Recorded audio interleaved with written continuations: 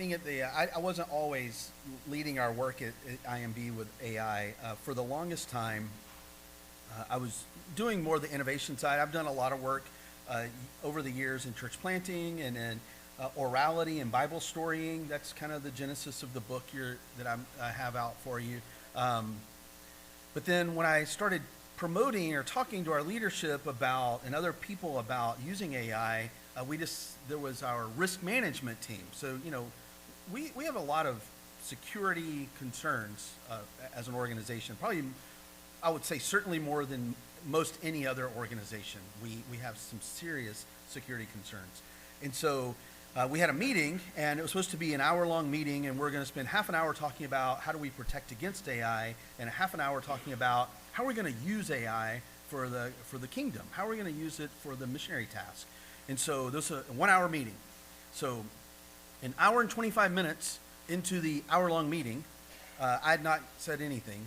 Well, I'd said stuff, but I'd not been able to talk about how we're going to use it. So the meeting's already 25 minutes over, and all we've talked about is how do we protect against AI? And I have a feeling that this is probably the posture of most religious institutions. Certainly in education and higher education, in K through 12 education, there are way more people speaking about how you shouldn't use AI or how you can't use AI or the dangers of AI than there are talking about how we can use it to do good. In education, I've done some lectures at universities, and I've frequently had professors come up to me, and one in particular I'm thinking about. She came up to me after I had taught a communications class how to use AI to create an ad campaign. All this work, basically a whole semester's worth of undergrad, boiled down to, let me show you how you can do that and actually get better results and do it a lot better. And afterwards, this lady came up. So I don't teach this. I teach English. I just came in here to hear what you were going to say. And you just told every student in here how to cheat. And my response was, I didn't teach them that. They already know how to do that. I mean, I don't have to teach people how to cheat. What I'm hoping to teach them how to do is use things responsibly and ethically. And so I teach undergrad. I teach some master's level classes. It used to be a lot. And it's really hard to ascertain whether or not learning is actually occurring. Are people really learning? Are they just doing the bare minimum to get a degree? And especially with online education, I've got students right now that I've written and said, hey, we're a month in and you've not submitted anything. So if you don't submit anything by Friday, you're flunking the class. I'm pretty lenient, but you've not even reached out to me.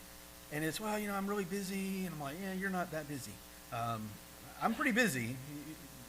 You're not busy. So I think that there's this idea that I can just drop something in AI and I can get the answer. And how do we assess people's ability to write? How do we assess people's ability to critically think? How do we assess people's ability to take knowledge and apply it in their lives? And so my solution to that is one that I'm reconsidering already because how much work it is. But for the last 3 times I've taught, I've only done oral exams, and it'll be one-on-one oral examinations. So I mean, that's what you do in a PhD. So if you get to the end, you don't know anything, you don't graduate. And so I thought, I don't know how to do it. Like I can give you an assignment if you're just gonna go cheat and do it. So instead, I'm just going to, here's all the assignments, here's my lectures. You have to create, they have to create an AI solution every week, so I can see if they're doing that. But in a midterm, every student has to spend 30 minutes. It was an hour, but I don't have that much time. Every student I give 30 minutes to, and they have to talk to me. I have a rubric. They have to show me that they're understanding. I need to be able to talk to them as somebody who knows what they're talking about. And if they don't, then they're not going to pass the class. Every week, I created a chat bot. So anybody have you ever taken an online class?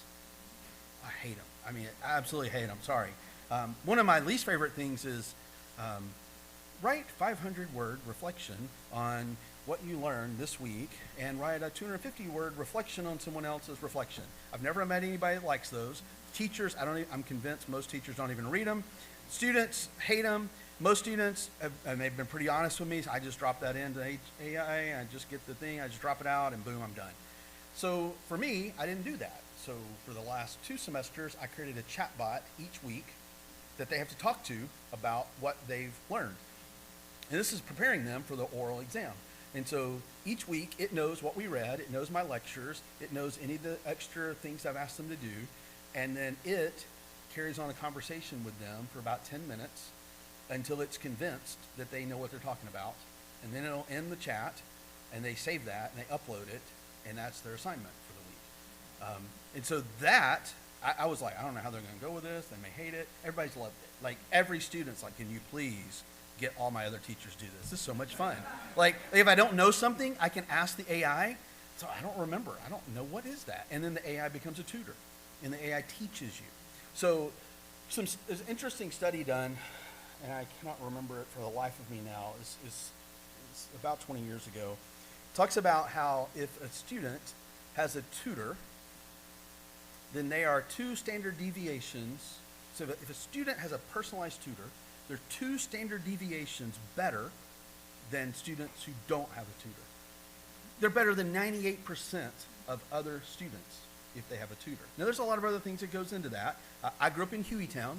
Not a lot of tutors when I was in Hueytown. Like, we just didn't have the money. I didn't have money to play sports, much less get a tutor. So, wasn't a lot of tutoring. And so we can look at schools and say, well, Hueytown's test scores are this, and Vestavia's test scores are this. And part of that is an economic disparity of I have things afforded to me living in this isn't anything against Vestavia, Homewood, Mount Brook. I mean, you just have opportunities that we didn't have in Hueytown. And so I know we got a lot of Hueytown people here. Maybe Hueytown's changed, and maybe you all are all tutoring.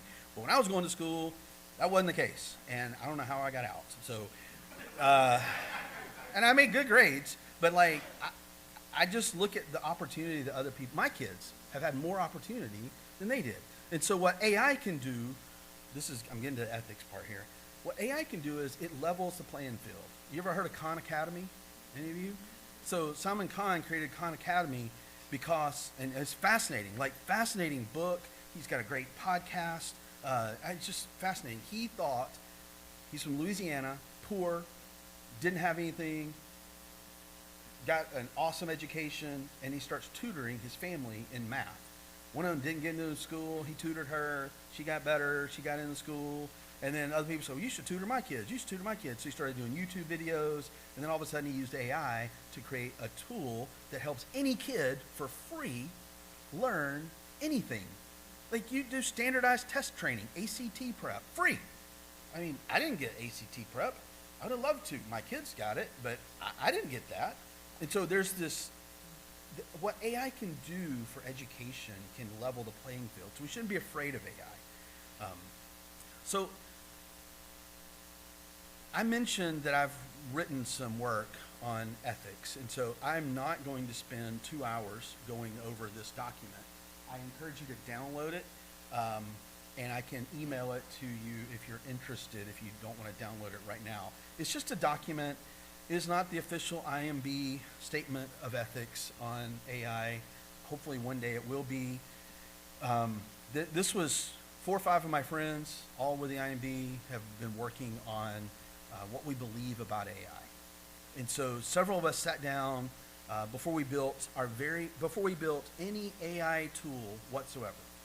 Before we built FaithBot, before we built any of the other things I'm going to give you, before we built our first video using Synthesia, some of the software we use, we actually sat down. We were in London, and we thought, what do we believe about AI? How are we going to struggle with humanity and AI? And so we wanted to write this document before we started going out building tools. So I would encourage you to think about what you believe about AI and technology, not just AI, but technology in general. You know, what are some things that we just say we're not going to do with AI, even if we could? Because there are some things that we can do that we shouldn't do. not just with AI. There's a whole lot of things I can do, but I probably shouldn't do. And so I would just throw it out, like in a room full of pastors. I know a lot of pastors are preparing their sermons using ChatGPT. And I mean, it is, I know it. I know that it's happening. And that ain't right. I mean, you should not be doing that. You can use AI in helping you prepare.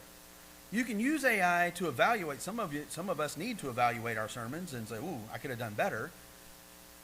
But you shouldn't be just saying, hey, write me a sermon on, gray tablecloths. And, all of a sudden you get an AI version of with PowerPoints and everything. Okay, here's your sermon. Don't do that. If you are, you probably need to stop. I also would say that one of the things we struggle with was this whole idea of, well, it could be used for evil, so therefore should we use it?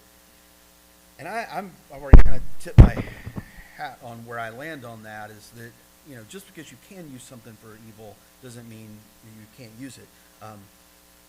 AI is a technology, and it's a tool. This phone is a technology, is a tool. If I had a pencil, pencils are technologies, and they're a tool. It's a technology. We don't think of a pencil as a technology, but it is a technology. If we looked hard enough, we probably could find an example of someone killing somebody else with a pencil. I mean, I still got a piece of lead in my leg where somebody in 3rd grade stabbed me. North Highlands Elementary, I still feel that lead every once in a while. So just because someone can do something bad with something doesn't mean we can't use it. We can't do it for good. In digital engagement, we have a slogan. We say redeem screens. Like we see screens as horrible. Like, oh, we spend way too much time watching cat videos. That's probably the best thing we could do. A lot of bad stuff. We use too much time on Netflix or on something else. So let's redeem those screens. And I'm not saying let's put Joel Osteen videos on there, but like, how can we use these screens to do stuff that's more redemptive than destructive? And I would say the same thing with AI. Like, what are the things that we can do with AI that is redemptive instead of destructive? So I would encourage you to download that. We could spend literally a week. We actually did spend almost a week getting the first draft of this and just talking through the statement of principles that we developed. And it still needs a lot of work, so it is not a finished product. If you see something in there you disagree with, please let me know. We would love to make it better. But I do want us to be thinking about how we use AI, and just because we can do something doesn't mean that we should do something. So I talked about earlier, top 10 Gen AI use cases in 2025. Number 1, therapy and companionship. Number 2, organizing my life. That's not bad, probably should do that. 3, finding purpose. 4, enhancing learning. That's good. Up from number 8. But if you notice, organizing my life and finding purpose, these were new for this year. Number 4, enhanced learning. Number 5, generating code, up from 47. So, used to say, hey, if you want to, have a really good job, you should just learn how to code. You can code really quickly now using AI. Like, you actually can write good Python scripts using AI without writing Python scripts, and then it doesn't work, and you just drop it in. I'm famous for this. I can do a lot of stuff at like 87%. I'm not 100% on a lot of things. So if I can get something to 87%, and I can say, hey, this code isn't working, I can drop it in and it'll fix it. You did this wrong. And I learn when I do that. Like, I drop my code in, oh, well, duh, that's how you do that. Generating ideas, I use that a lot. It was number 1. It's fallen down to number 6. It's probably the most I use AI for. Fun and nonsense is down to number 7. I probably use it a lot for that too. I mean, I make a whole lot of funny pictures. They're really funny. A lot of funny videos. Improving code, creativity, healthier living, up from 75. That probably could go up a little bit. People are using AI for some things that I don't think are probably the most redemptive things. So This is a study, it's from Harvard Business Review, and if you click that link, oh, you can't click that QR code because I'm sitting on top of the QR code. Where's Josh? He went to eat. Beeson? All right. I will figure out how to, because all my QR codes are going to show up there. Well, that stinks. So I'll just figure out how to share it. If somebody else wants to go up there and try to figure out how to move my image, yes, but AI can do it. It's funny you say that. Like, there's a lot of things I don't know how to do, and I'll just go to AI and say, hey, I'm trying to figure this out. How do I do that? And it'll walk you right through it. And sometimes it's right. So they'll fix that up, and I can share that link to that image. He's getting his phone to check AI to figure out how to move me off the screen. Okay. So I'm going to come back to that if you want to download it. Sorry about that. Here's a huge one. This one AI companies are working on.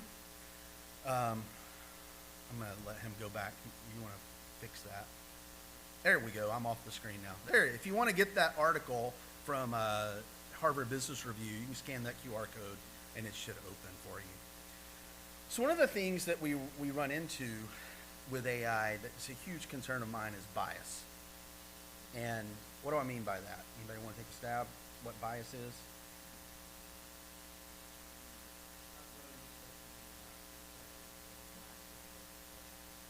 Yeah, uploading, that is something we can try to change the way it thinks. But the other piece is, like, look at the internet. I mean, if you go to Twitter, whew, I mean, it's an ugly, ugly world. And some of these other alt-right Christian nationalist sites that are just really weird.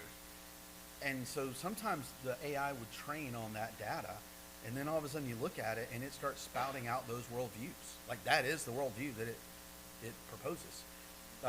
Microsoft came up with one of the early AI chatbots that they did years ago, and they just pulled it offline in like 3 hours because it just became a ranting lunatic, racist, horrible thing. Where'd it get that from? Us. Oh, it ain't somebody. It got it from us. That's where it got it from. And so AI is trained, like these general AI chatbots, this general stuff.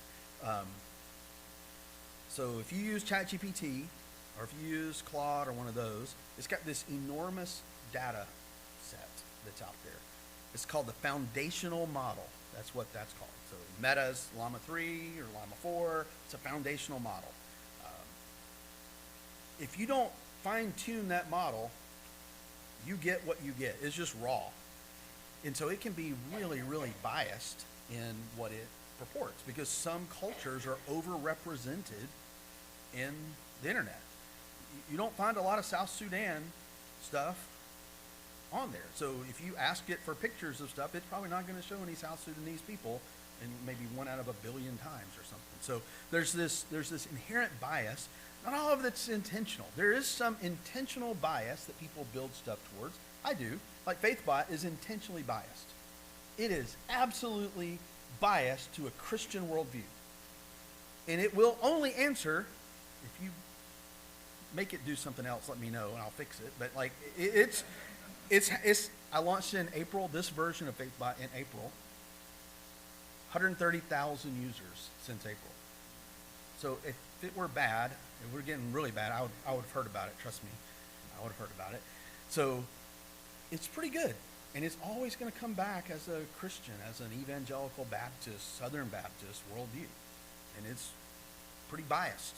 So there's some ways to bias stuff in the positive, but then there's other ways that you bias in the negative, and then there's just the general bias. I'm going to give you some examples of this general bias.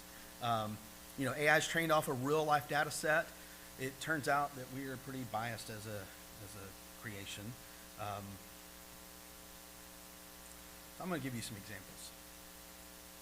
When an algorithm sends you to prison. Have you read this? So these really irritate me, and these are These are the things that we need to fight against as a church. We need to fight against AI being just indiscriminately used to do some of these things. There's this criminal database called COMPAS, COMPAS, misclassified almost twice as many African American defendants as higher risk compared to white defendants.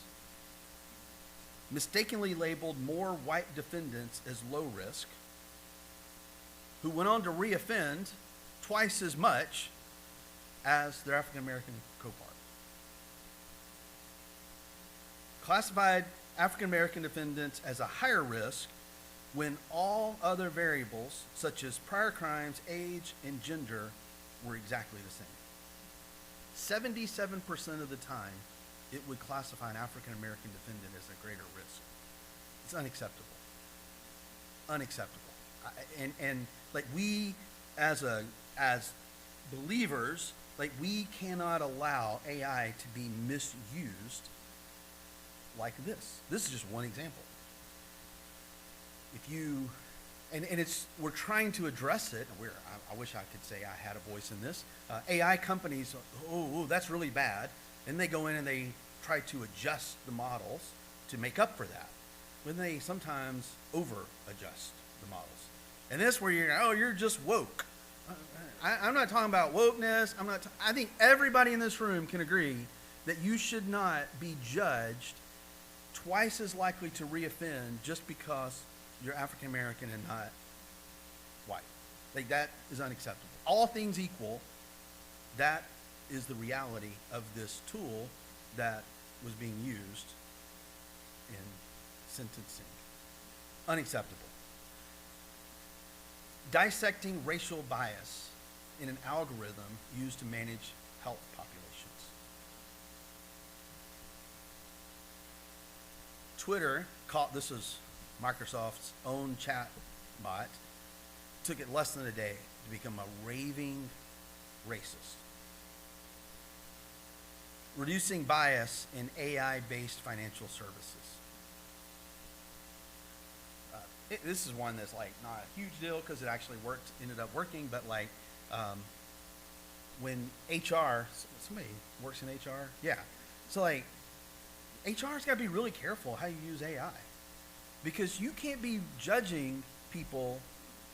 Like my wife, we came back from this overfill. We lived overseas 24 years, came back, moved to Richmond. She's a nurse practitioner. She's been doing like nurse practitioner stuff all the time overseas. We moved back to the States, and that's really hard to quantify. And it's really hard. She was a field medical coordinator for all of Latin America, but how does that equal getting a job in the States? And so what she found is she wasn't even making it past the algorithms. Like the HR algorithms on LinkedIn were just eliminating her immediately. Fortunately, it worked out. She got a good job and enjoys what she does. Most importantly, she can go see our grandson as much as she wants. So that's good. All right. Tutoring companies, AI discriminated against older job applicants. So, all right. We don't fix this so we don't get sued. That's not the reason. But you are opening yourselves up to lots of liability if you don't address some of the bias that is in AI. You don't recognize that bias. It is there. Just for fun, now I will say this has been addressed, and so if you go and try to do what I'm about to tell you now, it will not be as bad as it was 6 months ago. 6 months ago, all right, what's a pastor look like? What's a pastor?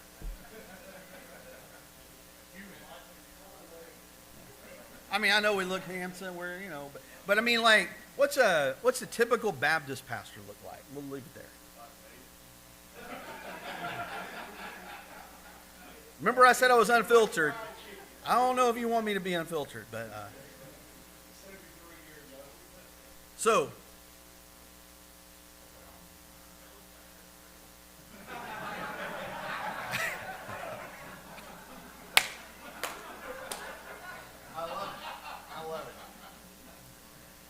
So,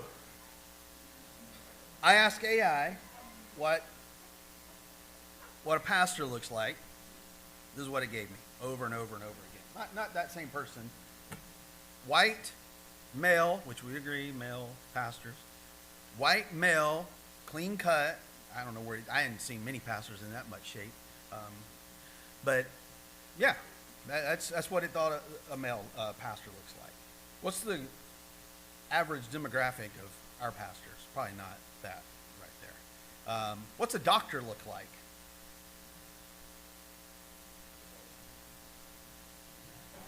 White male. Over and over and over and over and over and over and over again, I would ask it, give me a picture of a doctor, give me a picture of a doctor, give me a picture of a doctor. And it was always a guy in his 50s, late 40s, early 50s, white guy. Although there are more female doctors in or students in medical school right now than male students in medical school. There are more females graduating medical school than there are male people. Now, if you're a guy in the room, you're like, oh, what's the big deal? If you're an African-American pastor and you look up there and go, well, that's a big deal. Or if you're a female doctor who's gone to school forever and you go, why is it every single time there's that guy? You may think it's not a big deal. This is reflecting the bias, and AI is just going to give that same bias over and over and over again. Here's the kind of a fun. I like to do fun things. Give me a picture of a woman proposing to a man. 30 out of 30 times, it gave me a man proposing to a woman.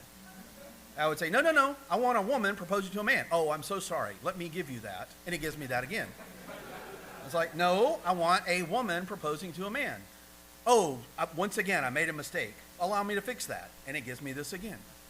Why is that?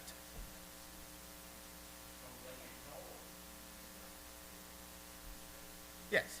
So it is normal. Peanut butter, jelly. That's right. You're right. Yes. And so it is conditioned. Now, I mean, you're right. Like, this is, most of the time, it's a man proposing to a woman. But it's just not responding. So I am explicitly telling it over and over and over again, don't do that. And sometimes I can get pretty, come on, are you crazy? I've told you 12 times, why do you keep, oh, I'm so sorry. It's always so nice. And it does it again. So that goes back to, can I really trust it? Well, you gotta know a little bit about what you're doing. Like, again, don't be taking apart the electrical switch if you're not willing to get shocked. So, all right, a few more. All right.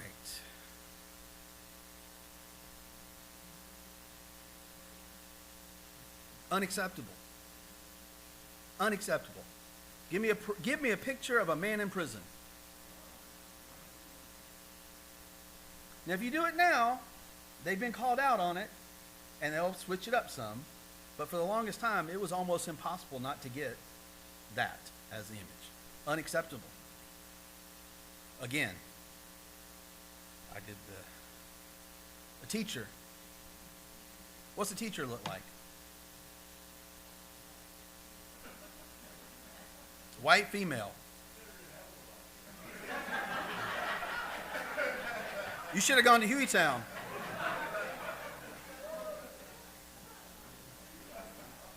Yeah.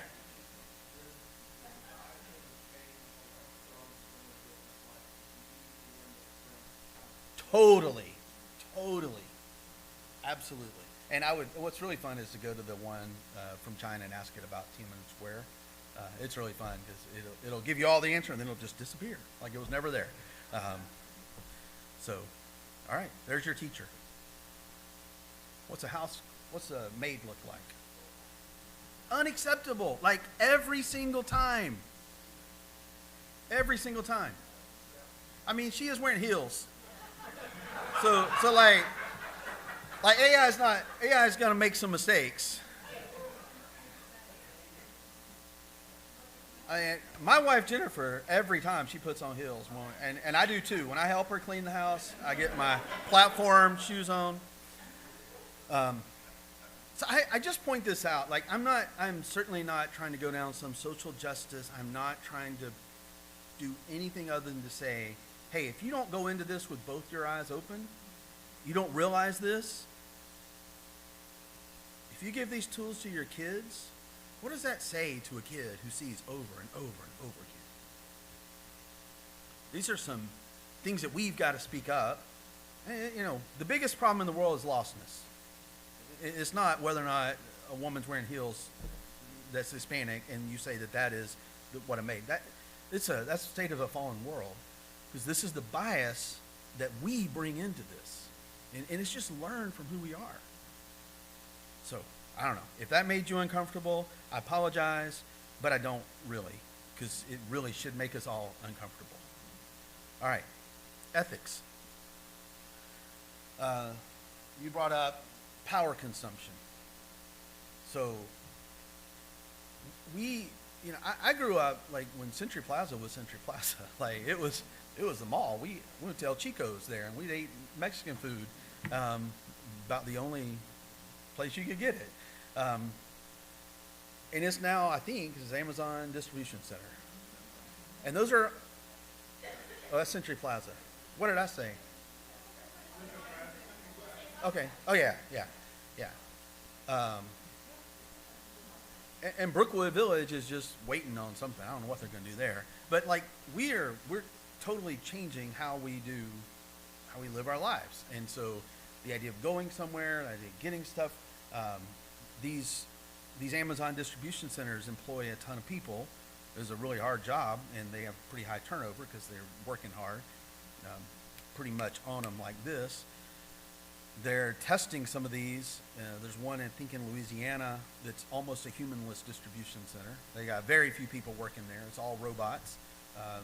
I've got some videos I can show you of these. And they're not like humanoid robots like, walking around. These are like machines that are like on rollers and go every direction. And you have 5,000 of these little machines just and drones picking up stuff and bringing it. So all that's being operated like through AI.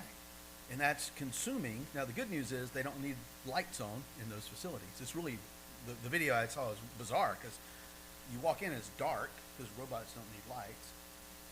And it's all you hear is this is buzzing around. But the amount of energy that's being consumed for us to get that is tremendous. We're bringing back, I'm a huge nuclear proponent. I love nuclear power. Always loved nuclear power. I have no idea why.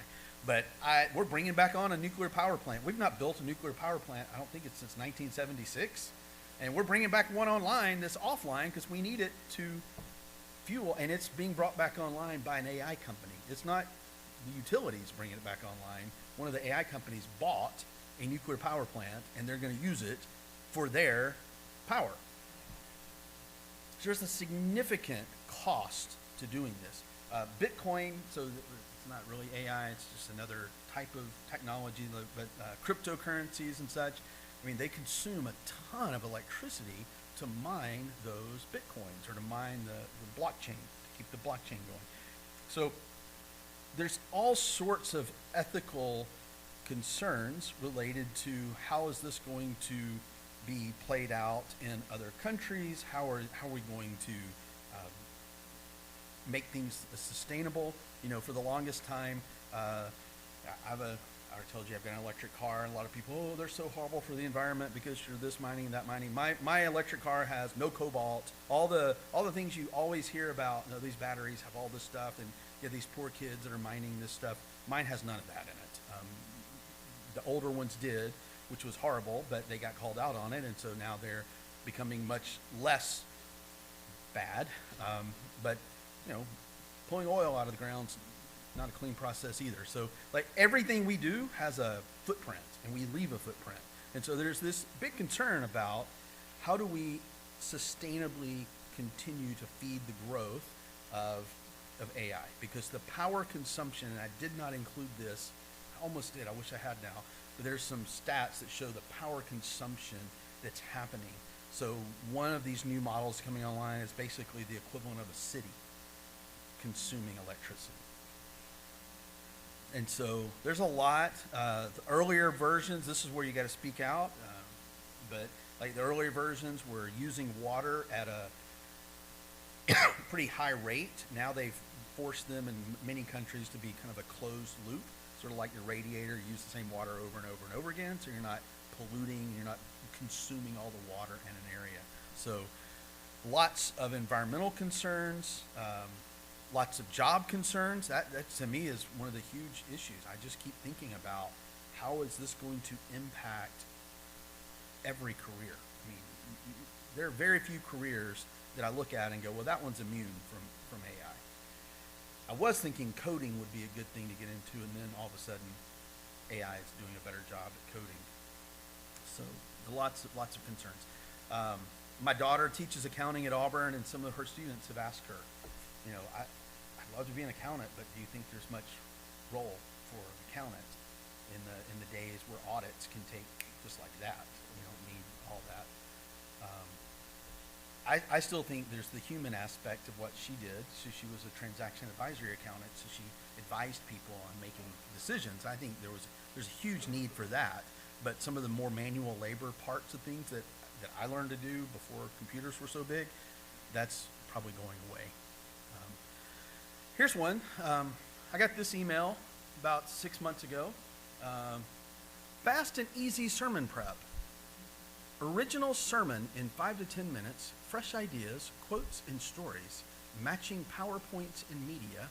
Claim your free sermon. No, I did not give you the link to this. I don't want you to do that. But we've all been there. Any of you that have preached, you've all been there where you were going to prepare that sermon on Thursday. You're going to finish it off. A crisis happens. Another crisis happens, and you find yourself Saturday night at 11 o'clock without having finished. And usually you end up at the church at 6 a.m. on Sunday. Been there. The temptation is just this once. I mean, when I was in seminary, like the controversy was you could order the tape from Charles Stanley and listen to Charles Stanley preaching, and then you could go preach it. But because it was a cassette tape, nobody else had that cassette tape. Nobody else going to know that you were preaching Charles Stanley's sermon. Now that's pretty hard to get away with. Everybody has access to everything. So,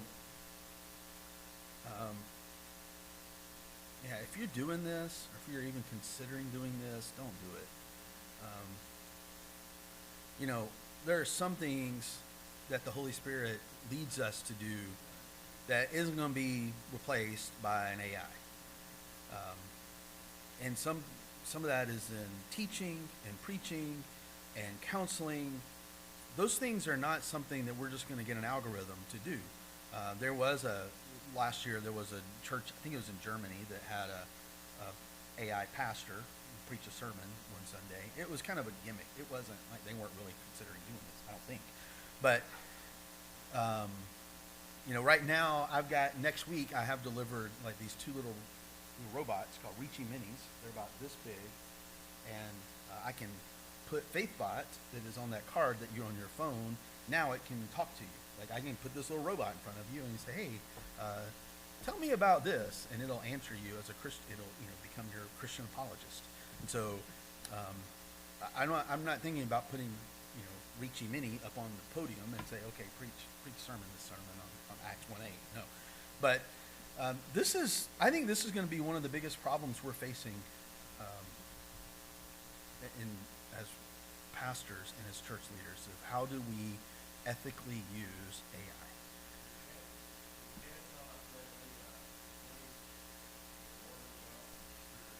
Yeah. I did not register. I got as far as I could into this without giving them any information. God's just like, how does this work?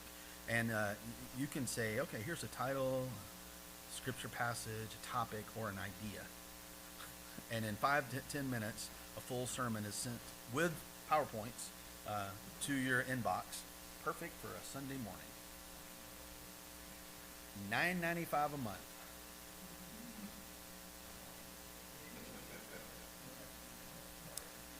All right, thoughts, questions, criticisms?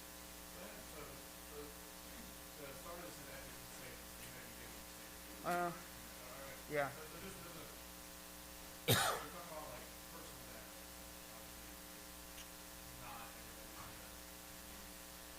Yes, great point.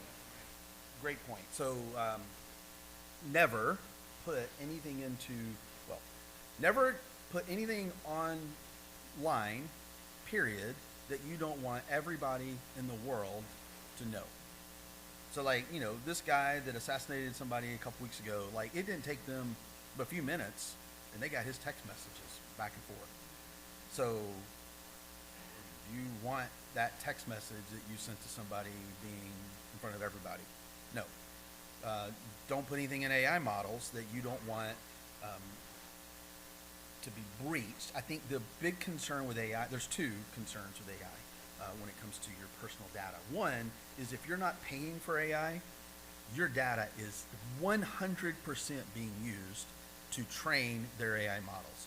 So if you're just using a free version of something, it is absolutely 100% being used. Does that mean that somebody's going to be able to look up and say what you said? No. It's not that. It's not one-to-one, but it is that they can pull that data. They can learn from that. The bigger concern for me is breach.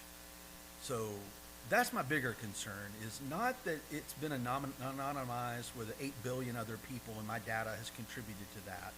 The bigger concern for me is that someone hacks into that, like your medical facility, and now all of a sudden that is out there. This has happened twice in the last month.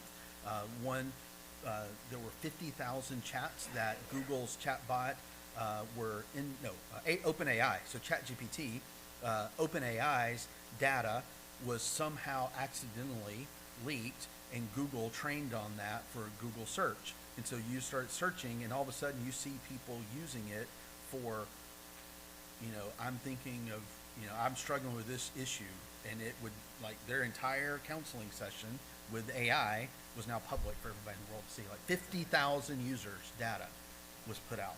And once it's out, it doesn't get back. You can't go out, I want to delete that from the internet. No, it's there, and it's always there.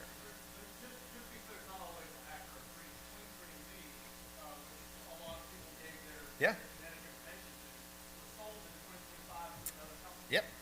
Right? So if you entered into a relationship in good faith and they later on changed the code, it's not always that accurate, right? So, Yeah. Well, a bad actor nation goes in and buys a hotel in a third country so that they can get the records of who stayed at that hotel during a certain Christian conference. So this is, that's not even AI, but if your information's out there, it could be excess and it could be used in a bad way. I don't put anything into the online AI tools that I just wouldn't want everybody in this room to be able to read.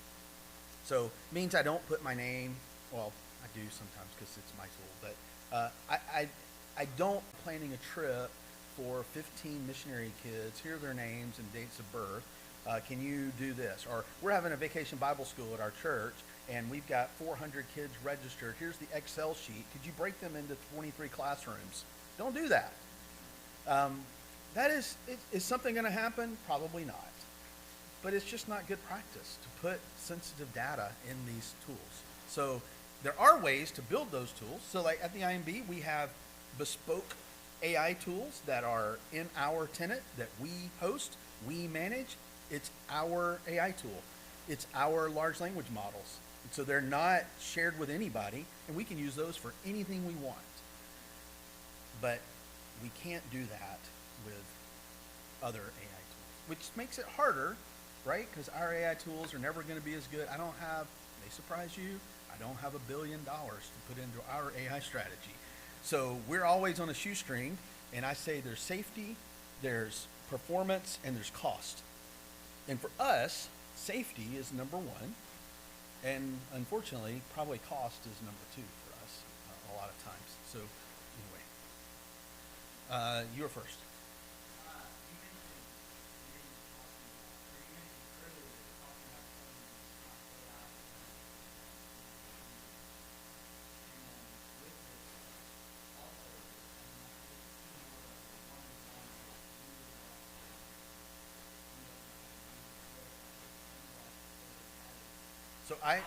So after I said that though, I said, now I don't say that anymore. Now I say AI is coming for a lot of jobs, and it will replace a lot of jobs. Now, it will create new opportunities for people.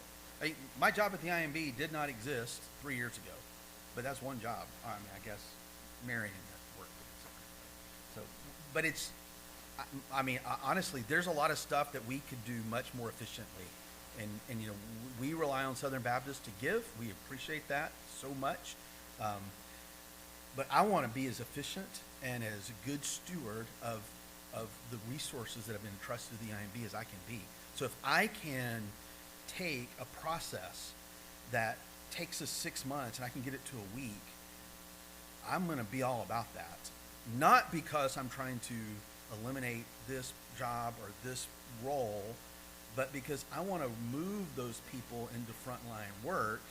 And like, I don't need a whole bunch of administrators. We need people out doing the work. And so that's what's driving me. It's not like how many things can I do away with, but if I were in my old world of, you know, business, I would be saying, ooh, how much could I save by, how many people could I get rid of? Coffee shop, California, probably coming to a coffee shop near you soon. Paul Chitwood sent me a video. He and Michelle were there. You order the coffee machine, this awesome pour over latte, and it does it all AI. Like the AI gets the coffee, it pours the milk, it does the latte art, puts in the cup, and it sits it down, and your name is projected down next to your cup. And there's no human involved in that process. It'd probably be a better cup of coffee than I got at a lot of places anyway, and I wouldn't necessarily mind that because they misspell my name anyway. But like, so the question becomes, do I pay somebody $20 an hour who's going to gripe about making $20 an hour to make coffee, or do I spend $45,000 on a machine that can work 24 hours a day, 365 days a year, never gets sick, never sues me, never complains, it's just always there, and I can hire one person to maintain multiple of those? That's coming. I mean, that is not something that's 10 years out, that's 2 years out. So, all right, I love coffee. I always work it into something. Somebody else had a question? Yeah. So, let me understand. Is there AI code? Okay. You can have on your computer without the and you got to add it. So I can do that. I would say most people can't do that. So it is possible, but most people are going to ChatGPT and they're just doing this. Hold on. How do I get rid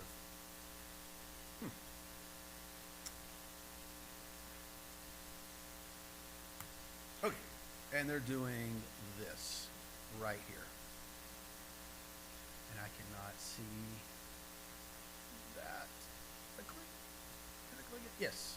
And they're saying, all right, give me a question. Oh, that's more of a looking at a website question. What's that? There we go. I am a leader at our church, and we are... Oh, yeah.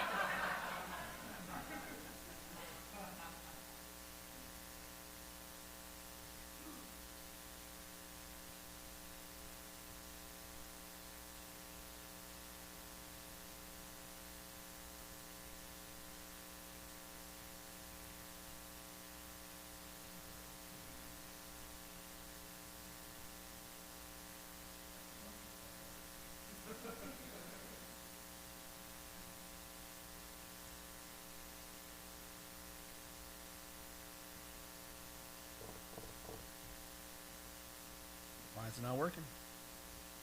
I can't see. Am I one?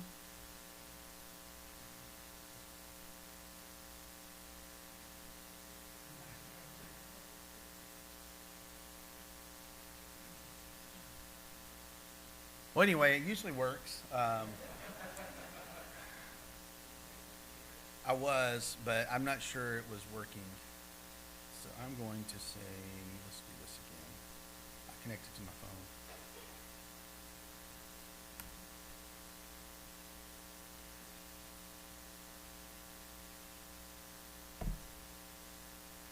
We can get a chip. I tell you what. I don't know what's going on. Let me play with this. The food's here. It's getting cold. If everybody could go get their food, and then come back to your table, we're gonna work through lunch. But I do want you to get your food, and I'll figure out why this is not working.